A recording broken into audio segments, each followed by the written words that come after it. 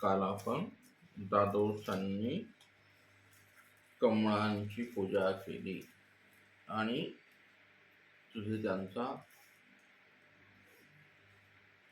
कवळ पुरुष उद्धारून घेतला. या संदर्भामध्ये थोडस सखोल चिंतन इथं केलेलं आहे.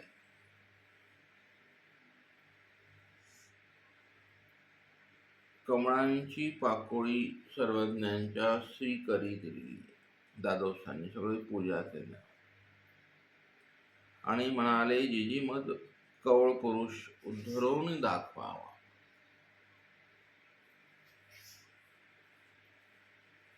तर ही लीळा आठवायची आणि त्याच्यातला हेतू चिंतन करायचे. सर्वज्ञ म्हणाले, इथून देवता चक्र निरोपिता असं निरूपण केलं सर्वज्ञाने. तर त्याच्यावर काय लिहून दिलं सर्वज्ञाने त्या कमळाच्या पाकळीवर? ना म्हणाले,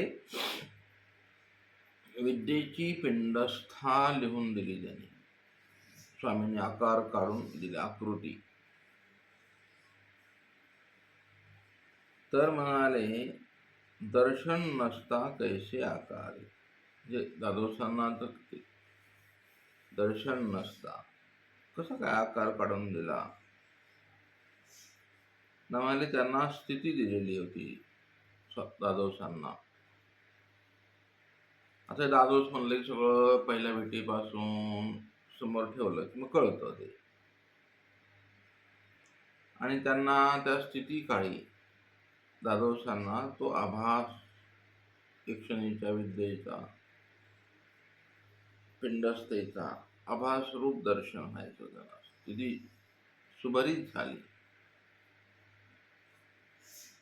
स्थितीचं सुभरपण हे अशा बऱ्याच गोष्टी असतात. बुद्धीचं जाड्य, कर्मजोड, बुद्धीजोड, हे जडत्व आहे आपल्या ठिकाणी, आहे की नाही? बुद्धीचं जाड्य म्हणजे काय? एक पूर्व प्रमादातून बुद्धी असते, ती तसलीच असते, पण अवांतर बुद्धीचं जाड्य असतं. कसं आहे सांगता येईल का?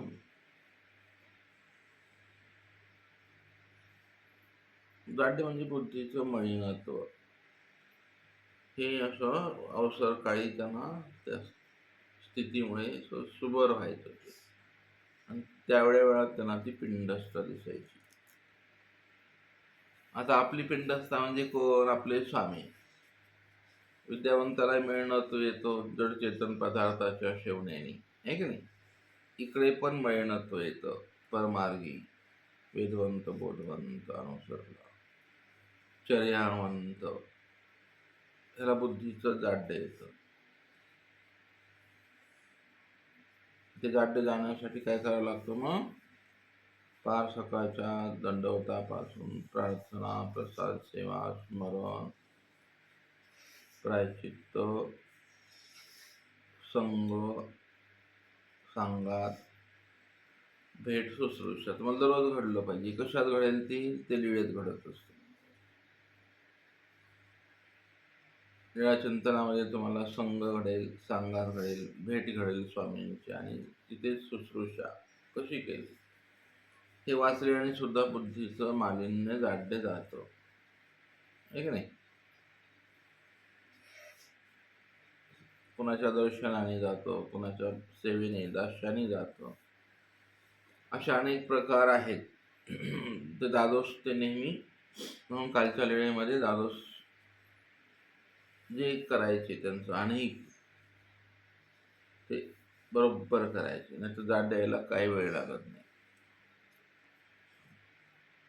आपण असो की ते असो, ते विद्यावंत आहे. आपण ब्रह्मविद्येचे विद्यावंत आहे आणि तुम्हाला जाड द्यायला तिकडं जे पथ्य आहे ते इकडंच आहे. असं इथून बारीक तुम्हाला काय उद्बोधन करायचंय स्वामींना. ते ज्ञानेश्वर म्हणालेला 5व्या गाण्यामध्ये काय ते, येते का प्रसादान तुम्हाला? म्हणजे हा जो ईश्वर भक्तांची मानली आली, अविरत विचारते म्हणाले, ईश्वर निष्ठांची मानली आली. या विश्व परिभ्रमणामध्ये असं त्यांना तिथं सांगायचं. तिथं त्यांनी ईश्वर भक्तांची मंडळी आहे सांगितली, म्हणजे मार्गमंडळी. ते विचारतात, अनवरत विचरती भूमंडळी. कशासाठी? हे बुद्धीचं जाड्य घालवायला. साधू संतांच्या भेटीने हे मलिनत्व जात असतं वगैरे. तिथं पण आहे ते. ज्ञानेश्वर कोण होते? विद्यावंतच होते ना. तुमच्या भेटीमध्ये मग असं सगळं शुद्ध होत राहतं. जडा चेतनाला सुद्धा तुम्ही चालवू शकता, भेटू शकता, बोलू शकता. महिनत्व आल्यावर काय असतं मग, असं बऱ्याच गोष्टी आहेत त्या सांगता येत नाही. डांगरेशांचं बुद्धीचं जाड्य कसं आहे, आज नाही आहे ते, आहे की नाही. भक्तिजनांना बुद्धीचं जाड्य आलंय सन्निधानात, गेले निघून. पण बुद्धीचं जाड्य डांगरेशला आलेलं नाही. त्यांनी तो स्वामींचा भाव ओळखला, आल्या त्याला ते खटकलं.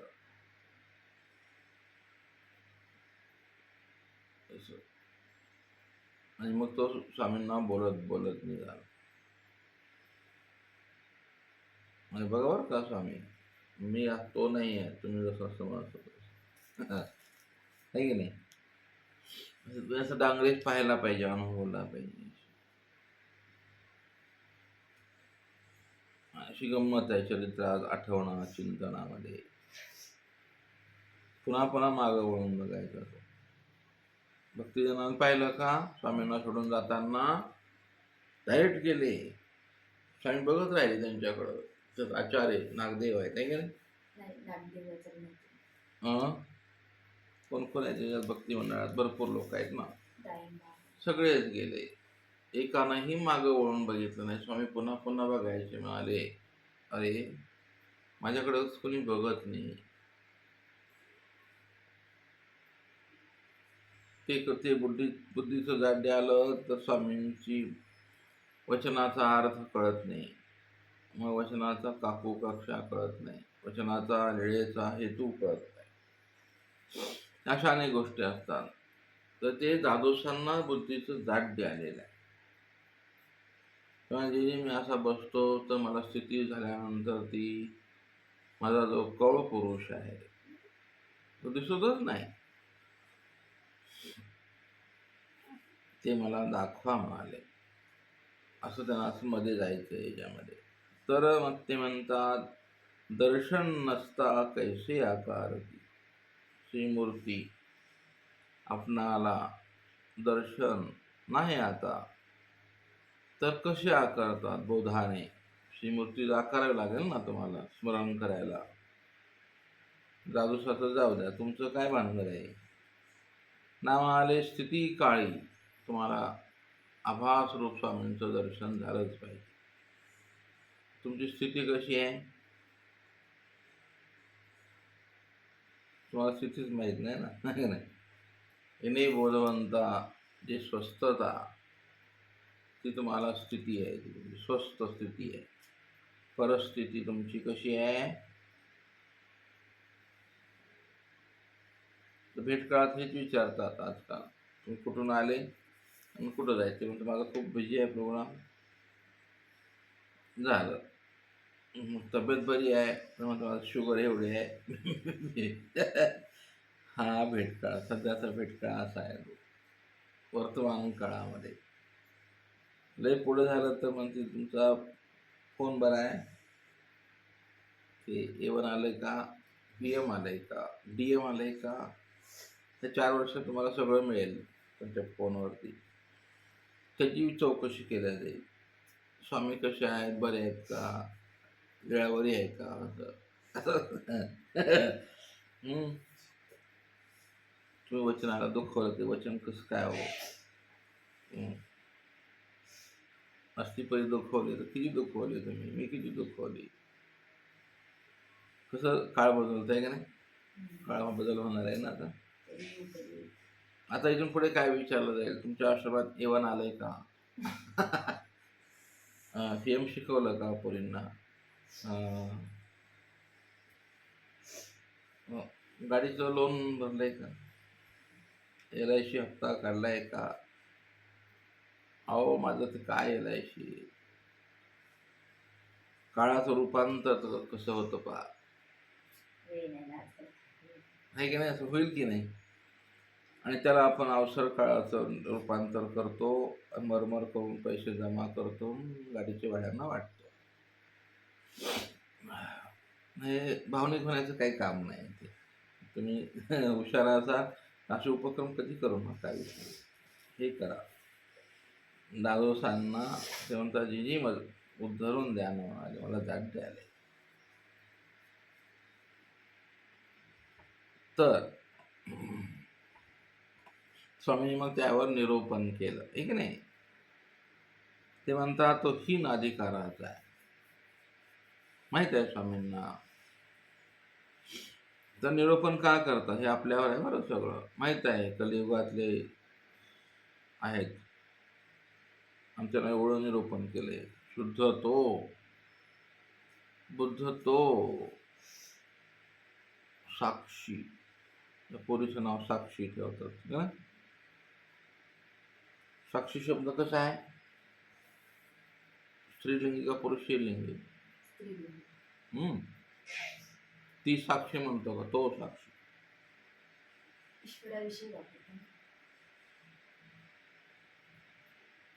म्हणतात ते हे सगळं कळायला लय अवघड आहे. तो साक्षी, साक्षी तो पुरुषलिंगी शब्द आहे, तो साक्षी स्त्रीलिंगीने. तर काय सांगायचं होतं, ते हीन आहेत आपण. तर स्वामींनी एवढं निरूपण आता पण करतात, उत्तरापंथी हो, अवसर काळामध्ये ते प्रयत्न करतात बौद्ध शक्तीचा. हीनाधिकाराचं असतं. नावारे पाठांतरे गोसावी, नखे अकारून दिदला, तो कवळ पुरुष तांब्याच्या पत्रे लिहिला, कोरीला तयाची पूजा उपासना करती ते. साधा विद्यावंताला करायचंय एवढं भानगड केली त्यांनी, कोरलं त्यांनी तांब्याच्या पत्र्यावर, आणि त्याची पूजा आणि उपासना करायची. अशा प्रकारे हे दादोस जे स्वामींच्या पहिल्या भेटीत त्यांना झालं, ते जीवनपर्यंत तेवढंच राहिलं. बदल झाला नाही, विकास झाला नाही, वृद्धी काहीच नाही.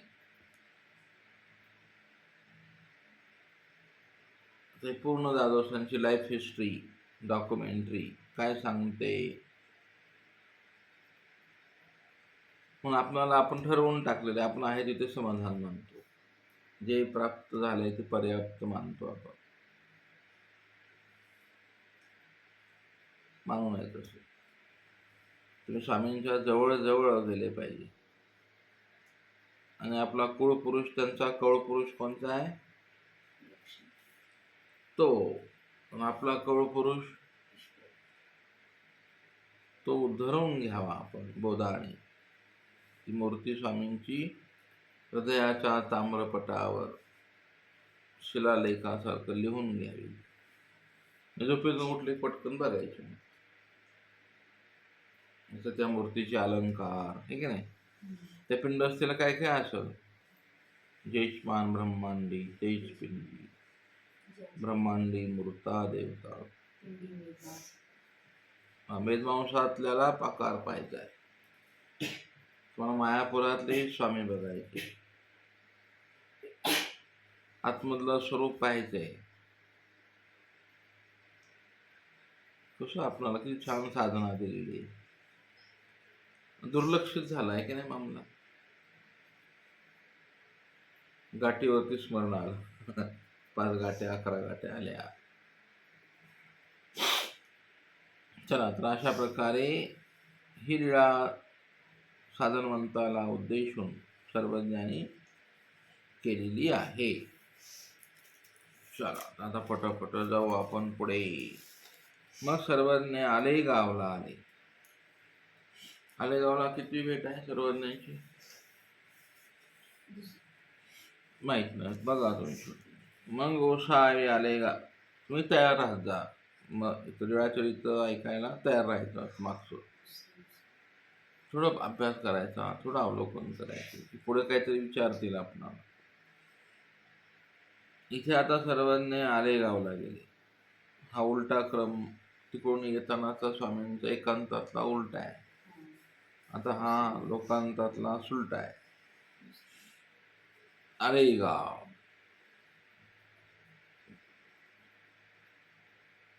लिंगाचं देऊळ आहे तिथे आजपास. तिथे आसन झालं, गोपाळाचा देवळी आसन झाले, विहरण झाले, बाईशी चरणशाळा केले. तिथे उपहार निपजवलेला आहे बैशांनी. तिथे आरोग्य झाली, गोळा झाला आणि मग विळीचा पूजाअवसर झाला. गावामध्ये इरणेश्वराचे देऊळ, तेच वस्ती झाली. उदयाची गोसावी परिश्रयाशी विजय केले. परिश्रय सारुणे उदका विनियोग झाला. मग गोसावी तेथून विजय केले. अशी आलेगावी किती स्थान आहेत आपल्या आलेगावला? लिंगाच्या देवळी नाविक आसन झालं, नंतर गोपाळाच्या देवळी आसन झालं, मग विहरणाला गेले स्वामी. तेवढ्यामध्ये बाईसांनी इकडे उपहार निपजविला. नंतर गावामध्ये इरणेश्वराचे मंदिर आहे, तिथं वस्ती झालेली आहे. मग उदयाची परिश्रयी सारुण उदका विनियोग झाला. मग गोसावी तेथून विजय केले. पातुर्डी वस्ती, मग गोसावी पातोराशी विजय केले. गावा पश्चिमे वैजनाथाचा देवळी आसन झाले. तेथे बाईशी चरणशाळन केले आणि उपहार निपजव आदरीला. गोसाव्याशी पूजा अवसर झाला, आरोग्य झाली, गोळा झाला, विडा झाला, प्रौढ झाला. गोसावी चांगले भटा ते खेळाव्या अनुमोदन केले. इतुलेने ते खेळो गेले. गोसावी वाळकेश्वरी विहरण झाले. वैजनाथाचा देवळी वस्ती झाली. हे पातूरची.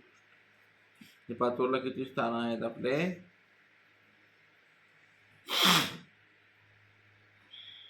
वाळकेश्वराचं विहरणाचं स्थान आणि वैजनाथाच्या देवळी आसन स्थान आणि वस्ती स्थान. आणि मागच्या वेळेला आल्यावर एकांतात आलेत का नाही? त्यावेळेला फक्त एक स्थान, अशी स्थानाची परत एकदा मांडणी करून स्मृतिरूप स्थानांची डॉक्युमेंटरी तयार करायची. स्मृती करतो ना आपण, स्मृती भवन, आचार्य नागदेव स्मृती भवन, तसं हे प्रत्येक ठिकाणी चक्रधर स्वामींचं स्मृती भवन विशेष बसवायचा आणि लिळा लिहायची. असं जमल की नाही? का दोष लागल बरं? आहे की नाही? दोषला लागल बाबा. कसं?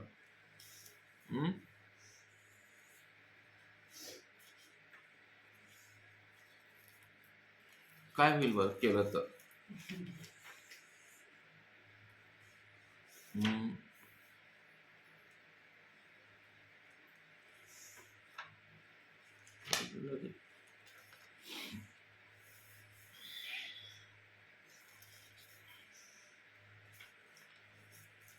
आपण करू आपल्याकडं पैशाला.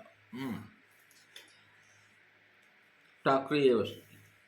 ही टाकळी आहे, बारशी टाकळी म्हणतात सध्याच्या काळात तिला. सणा गोसावी टाकळीशी विजय केले. आता यावेळेला सर्वांनी येताना आले नाहीत एकांतात. बारशी टाकळीला गेले, किती गेलेत काय माहिती. कसा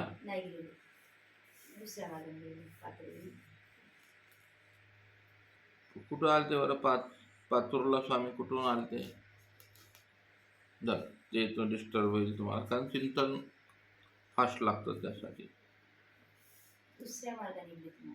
सांगा ना मार्ग. तिकडून निघाले वडनेर भुजंग. वेळ जाईल त्याच्यामध्ये. तर आता टाकळीला आले स्वामी आपले. तिथे गावा ईशान्य कोणी आजी तिथे आहे. उत्तरेश्वराचा देवळी आसन झाले.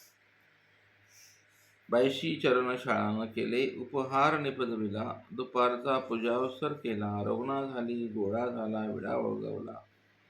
पहुड उपवड झाला, विळचा पूजा अवसर झाला आणि वस्ती झाली.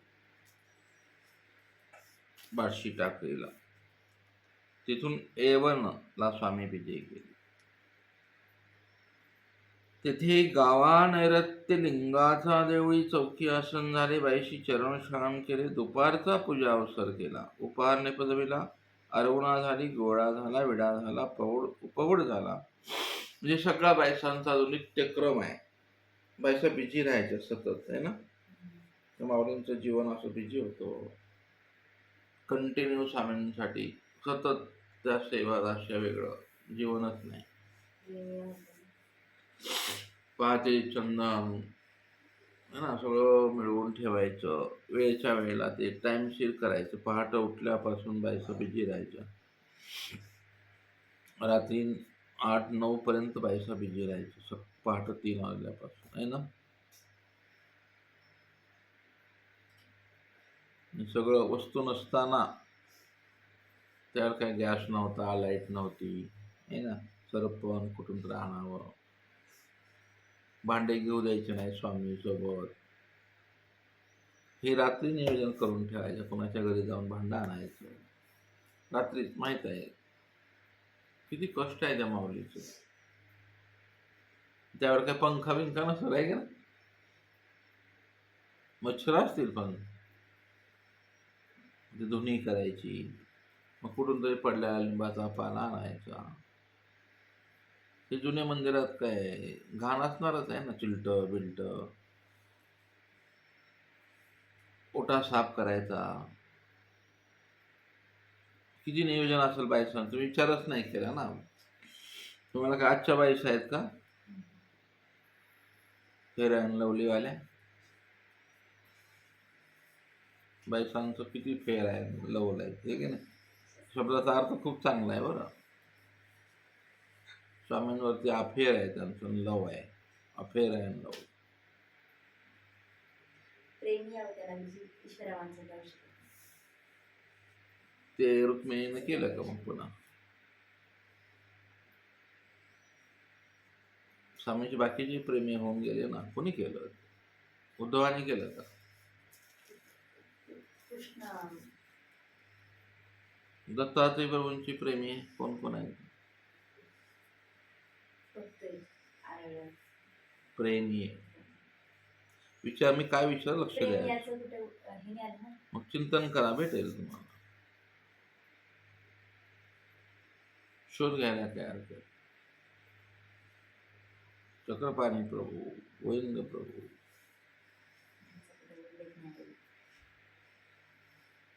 साक्षात प्रेमी नसतील तर प्रेमासारखं प्रेम तर करणारे असतील. मग डायरेक्ट तुम्हाला प्रेमी म्हणजे लगेच शक्ती संचाराचाच पाहिजे प्रेमी असा नसतो. कडवाड देह पाडो ऐसे पाडो. काय भानगड. औसा प्रेमियासारखेच आहेत ना जरी त्या बोधवंत असतील. हे तुम्हाला त्या प्रेमिया होते म्हणून दास्य केलं. मग त्या दास्यातून सुटता नाही येणार ना. हे की नाही. ज्ञानात प्रेमाची ठेवण आहेच की. ज्ञानामध्ये प्रेमाची ठेवण नाही का. ज्ञान देऊनच उद्धरतात. का उद्धरतात. महावाक्याचा पहिला पक्ष आहे. प्रेम देऊन नाही उद्धरतात, ज्ञान देऊन. या विषयावरती अशी डिस्कस झालं पाहिजे.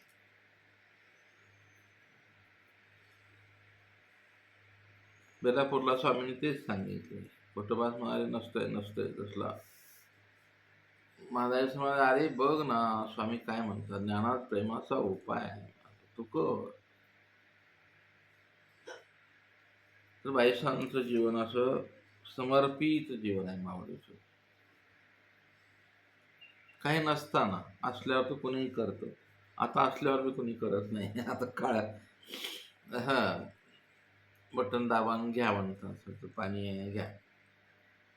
मग तेवढे अधीनत्व नको वचनबाह्य. पण बायसांचं अधीनत्व पूर्ण होतं हं.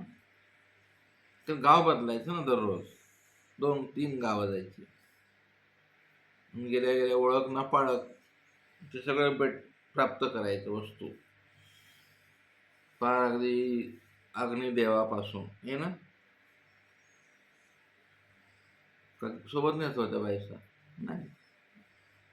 कुणाच्या ते घरी राहिलेलं अग्नी, मग ती भांडं, कुठं काड्या, चुलीला 3 दगडं, कुठून तरी दूध, मग दुधाला भांडं लागेल ना. कोण बाई देईल दुधात? दूध देईल पण भांडं कोण देणार आहे?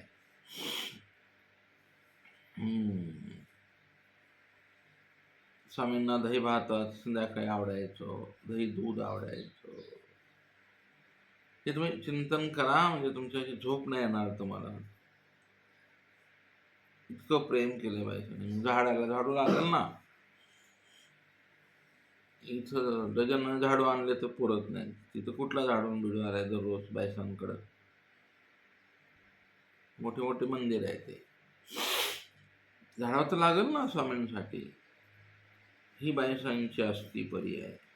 आणि विचार आहे त्याच्यामध्ये. आणि तेवढ्याच प्रमाणात पोळी तर ओळखलेलं आहे स्वामींच्या पोटाला पण ओळखलेलं आहे की आमच्या देवाला एवढंच लागतं. आगडंग बगडंग काय नाही. रोट हाणला रोट खटाखटान दिला. करपलेलं कसणूक, अर्ध कच्च अर्ध करपलेलं. बाया असतात अशा एंगरट. पिठलं केलं तर गोळे त्याच्यात नुसते. अरे विचारूच नका ते. रागाने बाईनं स्वयंपाक करावा. बाई तीच असती. पण ह्या बाई 6 आहेत आणि आपण बाई आहे है ना. त्या बाई 6. मला मोठ्या बाईसांच्या असती परिचय इतकं वाईट वाटतं.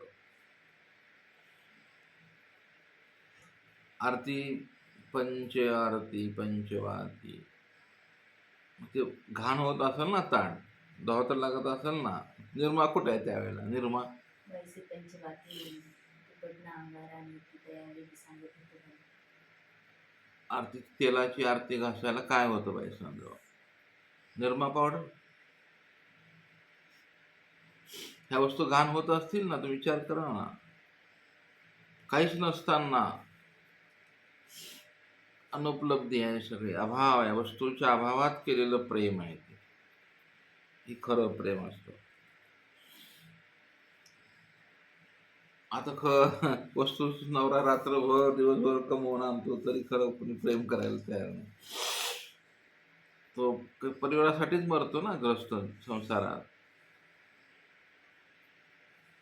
आणि जगात सगळ्यात हरकतीच्या केसेस भारतात आहेत सध्याच्या काळामध्ये. एका कोर्टामध्ये अशा हरकतीच्या जास्त केसेस. कशामुळे हरकत झाली? ही प्रेमाचा अभाव. आता भावरूप वस्तू भरपूर आहेत पण प्रेमाचा अभाव झालेला आहे. ते नको वाटतं. ते बाई नको काय केलं मग. हा तमाशा कशासाठी. त्याच्यामुळं मग प्रत्येकाला बीपी शुगर. साखरेने शुगर होत नसते. कशाने शुगर होते? स्ट्रेस ताणतणाव घेतला की सगळे आजार वाढतात. तर जाऊ द्या. बायसांचं चिंतन असं अभूतपूर्व आहे हा. बायसांबद्दल काहीतरी बोललं पाहिजे दररोज. आणि तो त्यांनी केलेली सेवा झालेला आपल्यातला अभाव. तो अभाव वाटून आपण रडलं पाहिजे. हे स्मरणात मोडतं. थोडी लेवल बदलते तुमची विचारांची की मला हे घडलं नाही. भांडे घासताना बायसांनी तेच भांडे घासले. आता ती संसाराची ही भांडे बायसांचे कसे होते. मग बायसाहून भांडे घासा आभावरू, आहे की नाही? का दोष लागल बरं? तुम्ही आरतीचं ताट घासायला लागले आणि तुम्हाला आठवण आली बायसांची आणि तिथं रडायला लागले तुम्ही. भांडे घासताना कोणी बघत नाही, नवरा बघत नाही, मग सासू बघत नाही. कुत्री घासायला लागली मला, घास घास. शिव्या देत घासण्यापेक्षा हे रडून घासायचं.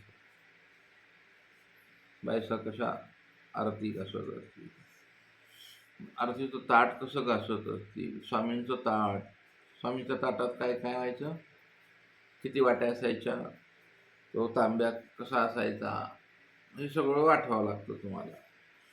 तुम्हाला म्हणजे सर्वांना, साधू झालं की सर्वांना आठवावं लागतं. बाहेरच आठवा असं नाही, साधू लोक नाही. त्यांनी भिक्षापात्र दुचार आठवायचं. कठीण आहे की नाही? ही कशी काहीतरी अद्भुत कल्पना वाटते, आहे की नाही? जेव्हा तुम्ही बोलत असाल, तुम्ही ऐकत असाल, तर कुठं लिहिलेलं आहे हे? बेडशीट स्वामींचं. स्वामींचे किती बेडशीट होते बरं? आता म्हणतात हे कुठं लिहिलेलं आहे? स्वामींचे कपडे, स्वामींचे प्रावरण, फुटा, दुटी, ओला सावला, असं कितीतरी प्रकार आहेत बाहेर पैशांच्या त्या गठोड्यात. बैसाने एकदा स्वामींचे वस्त्र घालून पाहिले होते की नाही? कुठं बरं? तुम्हाला मी घालूनच बघतोय. हां, कुठं माहीत नाही मला, विचार करा तुम्ही. बायसा आठवायच्या तर तुम्हाला असं सगळं आठवावं लागेल. आणि बायसांची दिनचर्या असं अनेक काही काय असं भरपूर आहे. त्याचं विश्लेषण तुम्हाला करता येणार नाही. त्याला बुद्धीचं काय पाहिजे,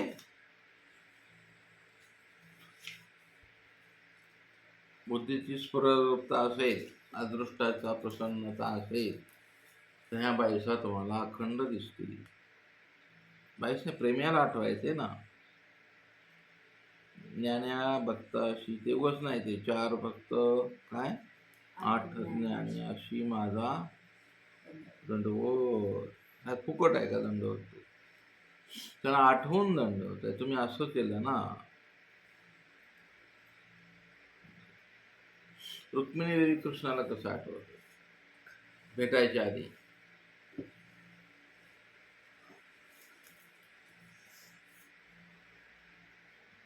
चला, हे सगळं असंच आहे नाही का? इथं ते असेल तर तुम्ही खरे साधनवंत आहात, खरी तपस्या सुरू आहे तुमची. इथे आपली सगळी अंतर साधन आहे, नाही की नाही? नाही तर स्वामी लगेच म्हणतात, हा पेंड विकारे दिला गा. बटोबाज म्हणाले कुठं आहे? स्वामी बच्चू आतून आतून आतली निवृत्ती आहे. रजतमाची निवृत्ती आतून असते की नाही, का बाहेरून? रजतमे निरसोनी सत्वस्थिता, काय वचन आहे? ह्याला म्हणायचं आपण शब्दज्ञानाचं, शब्दाने केलेलं, स्वामींच्याच सोबत केलेलं पूर्णत्व. ह्याला म्हणायचं शब्दज्ञानाचं आचार, तपस्या. ही शब्दज्ञानाची तपस्या साधना. मग आपल्या पूर्वजांनी तेच केलं आहे की नाही? झाडाखाली बसून शब्दज्ञानाचं पूर्णत्व केलं, पोत्यालेत बसले, हे का नाही? मुरारी मल्लव्यासन किती ग्रंथ लिहिले बाबा, बापरे. परशुराम व्यास, गुरुदर्श व्यास, हे त्यांचंच आहे आपण उपकार. रामेश्वर बाळ, एक एक आचार्य, कवीश्वर बाळ, झाडाखाली बसून ते तपस्या काय करायची? डोळ्या डोंगरात संस्कार शिबिर नव्हते घेत ते, लिहित होते ते, स्वामींशी बोलून लिहायचे ते. मग आपलं सगळं साहित्य जेवढं आहे आत्ता, ते सगळं ईश्वर प्रमाणित आहे. हां, बोलायला कळालंय की जेवढ्या टीका पोथ्या पक्ष प्रयोग हे सगळं विरहामध्ये लिहायचे ना ते विदेशमध्ये. सगळं त्यांना ते स्वामी पुरवायचे. मग ते बिचारे लिहायचे असे. मग बंधांतर आले, विद्वत्ता आली ना, त्यात त्यांचं सगळं रजतम निरसून जायचं सगळं. शून्य अवस्था आतून व्हायच्या, आतून. ते आतमधले साधू आहेत, आपण बाहेरच बघून राहिलो आणखी. आचार आचार आचार, मग जाय डोंगरात जातो तो, तिथून सगळ्या आठवणी त्याला येतात. कुठल्या तरी आठवणीत तो जगतो, नाही तर त्याला आठवण आली तर तो आपला सेल्फीज काढून पाठवतो शिष्याला.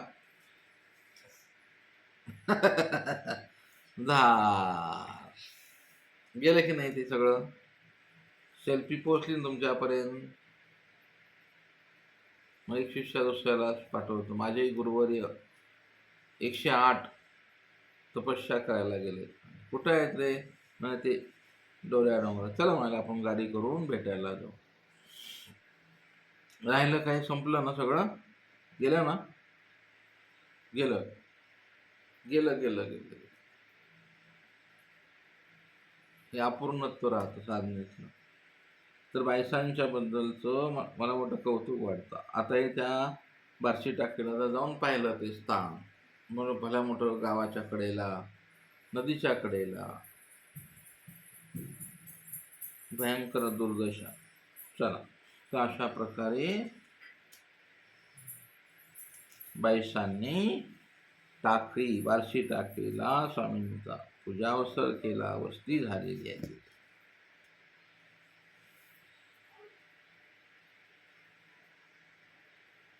दंड